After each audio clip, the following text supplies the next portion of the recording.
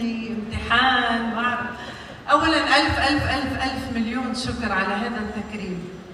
يعني أنا في أرض الكويت أنا سميتها أرض الأوفياء المخلصين. شكراً لكم جزيل الشكر بجد. وأنا تشرفت إن أنا أكون اليوم من ضمن هالمكرمين الرائعين اللي أنا تعلمت على إيديهم وعلى فنهم. أنا من حبي للكويت من أول الناس اللي تعاملت معاهم كان الأستاذ راشد الخضر الله يرحمه، الفنان المبدع الكويتي وصل الأغنية الخليجية إلى العالمية. يوسف مهنا في أغنية يا ليلى الليلة.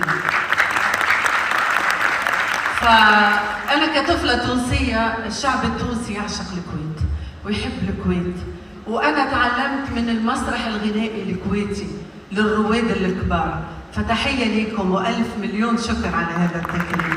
مشكور.